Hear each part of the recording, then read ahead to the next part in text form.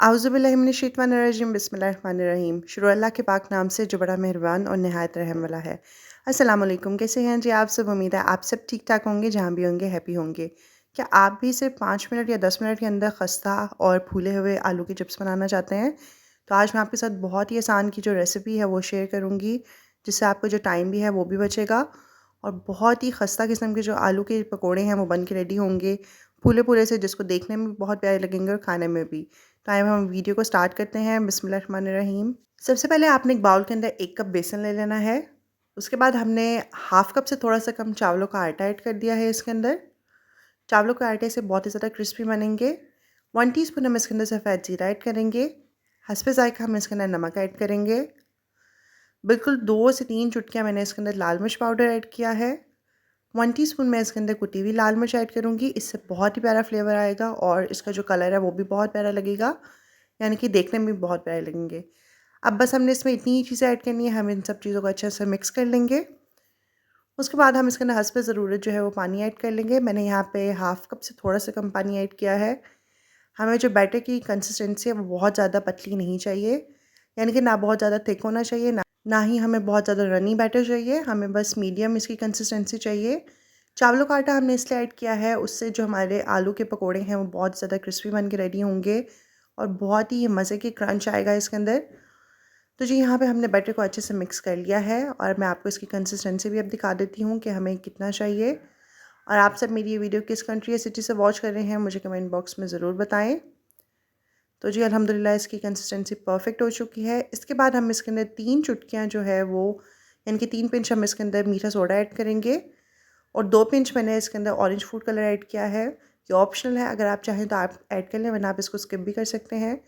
मीठा soda basically जो पकोड़ों को होता है वो फुलाने के लिए होता है, उससे जो हमारे पकोड़े होते हैं वो फ्लफ़ी रेडी होते हैं। अगर आपके पास मीठा सोडा नहीं है तो आप इसकी जगह 1 टेबल स्पून गर्म ऑयल का ऐड कर सकते हैं, उससे भी जो हमारे पकोड़े हैं बहुत ही अच्छे फूल के रेडी हो जाएंगे। उसके बाद मैंने इसके अंदर 2 से 3 जो है टेबल स्पून हरा धनिया ऐड कर दिया है, फ्रेश यानी कि धनिया ऐड किया है। उससे बहुत ही प्यारी खुशबू आएगी और पकोड़ों की शक्ल भी बहुत ही प्यारी लगेगी। तो जी यहाँ पे देखिए आपके बैटर की कंसिस्टेंसी बिल्कुल इस तरह से होनी चाहिए। ये ना बहुत ज़्यादा रनी है और ना ही बहुत ज़्यादा थिक है। साथ ही में मैंने यहाँ पे एक बड़े साइज़ का आलू जो है वो इस तरह से काट के रख लिया, यानी कि राउंड शेप में हम इसके पतले-पतले पीसेस करके रख लेंगे। ये देखिए बिल्कुल इस तरह से पतला होना चाहिए। इससे हमारा आलू जो है वो बहुत ही ज़्यादा क्रिस्पी बन के रेडी होगा और ये बहुत ही अच्छा जो है अच्छे से पक जाएगा अंदर तक। क्योंकि अगर आप मोटा आलू काटेंगे तो उससे ये होगा कि वो अंदर का जो हिस्सा होता है वो समटाइम्स जो होता है वो कच्चा रह जाता है और बाहर से वो फ़ौरन से फूल के उसका कलर आ जाता है। इसलिए आपने मेक श्योर करना है कि आपने आलू के स्लाइसेस को जो है पतला कट करना है। तो यहाँ पे मैंने सारे आलू को पानी से जो है वो अच्छे से निकाल लिया था। उसके बाद हम इसको किसी भी टॉवल पे रख के या आप किसी भी किचन रुमाल पे रख के इसको अच्छे से ड्राई कर लें, क्योंकि आलू में पानी नहीं होना चाहिए। आप इसको अच्छे से पहले ड्राई कीजिएगा, उसके बाद ही आपने उसको बैटर के अंदर ऐड करना है। अब हम इसको बेसन की कोटिंग कर लेंगे इस आलू के स्लाइस को और उसके बाद हम इसको निकाल देंगे। जो इसका एक्सेस होगा बैटर हम उसको रहने देंगे, यानी कि वो हम उसको निकाल देंगे और फिर हम इसको फ्राई करने के लिए ऑयल के अंदर ऐड कर देंगे। आपका ऑयल जो है वो अच्छे से गर्म होना चाहिए, यानी कि आपने बहुत ज़्यादा भी इसको गर्म नहीं करना, मीडियम हॉट होना चाहिए आपका ऑयल। अब हम एक-एक करके सारे आलू के स्लाइसेस के अंदर ऐड कर देंगे और हम इसको मीडियम टू हाई फ्लेम के ऊपर कुक कर लेंगे। बहुत ज़्यादा हाई फ्लेम नहीं करनी है आपने, आप इसको मीडियम फ्लेम पे ही कुक कीजिएगा और आप इसको ऐसे उलट-पुलट करके इसकी साइड्स जो है पलटा लीजिएगा और ये तकरीबन 4 से 5 मिनट लेंगे और आपके आलू रेडी हो जाएंगे। ये बहुत इंस्टेंट स्नैक है, फटाफट रेडी हो जाता है।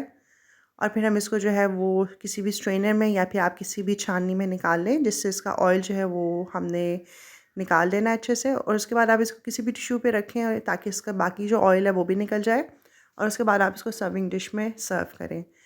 अब हम सारे आलू के स्लाइसेस जो है एक-एक करके फ्राई कर लेंगे अच्छे से। और आप सब जो मेरे चैनल पे न्यू हैं, अगर आप लोगों ने मेरे चैनल को सब्सक्राइब नहीं किया हुआ तो प्लीज़ मेरे चैनल को सब्सक्राइब कर दीजिए, मेरे चैनल को सपोर्ट करें। और जिन लोगों ने ऑलरेडी मेरे चैनल को सब्सक्राइब कर दिया हुआ है उन सबका बहुत ज़्यादा थैंक यू। अल्लाह ताला आप सबको सलामत रखें, आमीन। तो जी यहाँ पे देखिए हमारे आलू जो हैं वो अच्छे से पक के रेडी हो चुके हुए हैं। हमारे आलू के पकोड़े क्रिस्पी, क्रंची, फ्लफ़ी और फूले हुए। ये बहुत ही ज़बरदस्त रेसिपी है, आप इसको ज़रूर ट्राई कीजिएगा। अपने रमज़ान की इफ्तारी में ट्राई करें, इंशाल्लाह आपको बहुत ज़्यादा पसंद आएगी।